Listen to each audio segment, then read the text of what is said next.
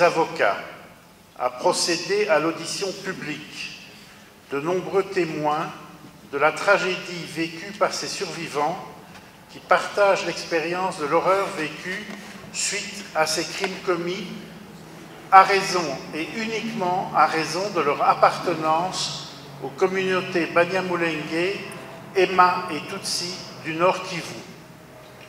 Le collectif constate que ces crimes sont commis avec la volonté délibérée d'effacer ces trois communautés de la surface de la République démocratique du Congo, ce qui, en termes juridiques, reçoit la qualification de génocide, même si le processus génocidaire s'étale sur plusieurs années.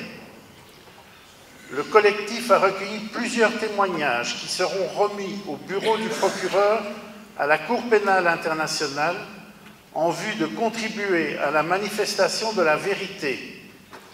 Ces témoignages resteront secrets pour éviter toute pression ou manipulation.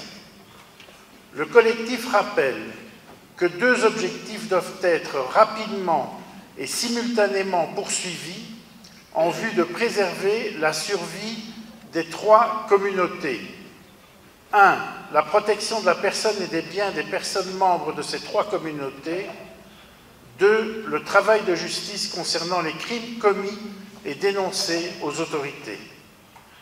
Le collectif constate qu'en ce qui concerne la protection des personnes et des biens des personnes, nombre de crimes ont été commis avec l'assistance et l'appui de militaires, de policiers, voire de personnalités politiques en République démocratique du Congo, et que les forces de la MONUSCO, stationnées à quelques centaines de mètres de lieux où les massacres sont commis, n'ont pas apporté leur assistance aux personnes en danger.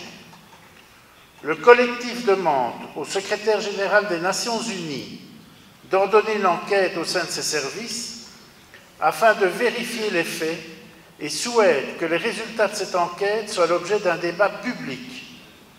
Le collectif se réserve la possibilité d'engager la responsabilité de la MONUSCO pour non-assistance à personne en danger de crimes contre l'humanité et de crimes de génocide.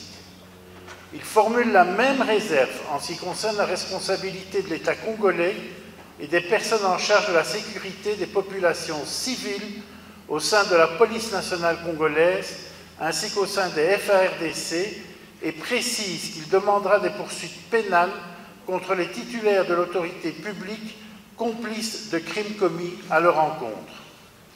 Le collectif demande avec insistance que les auteurs de discours de haine clairement identifiés, concernés par des plaintes déposées en RDC et en Europe, soient poursuivis en justice, afin qu'un signal clair soit adressé aux personnes qui, par leur discours, propagent une telle haine contre les membres de ces communautés et que cela participe directement à la levée de l'interdit du meurtre à l'est de la République démocratique du Congo. Il n'est pas normal que la justice ne fasse pas de cette question une priorité absolue. Le collectif demande que les États appuyant le processus de pacification à l'est du Congo donnent aux autorités judiciaires et policières les voies et moyens pour faire œuvre de justice, mais en toute indépendance, sans influence ni pression médiatique, sans possibilité de la moindre corruption, dans le respect des standards du procès équitable, ce qui n'est pas le cas actuellement. Le collectif va poursuivre inlassablement son travail de représentation et de défense des victimes qui ont donné mandat de représentation. Le collectif répète son attachement à la justice et à l'état de droit en République démocratique du Congo et confirme que ses mandants ont pour seul objectif de vivre en paix dans leur lieu de vie en respectant tous leurs voisins qui méritent le même respect.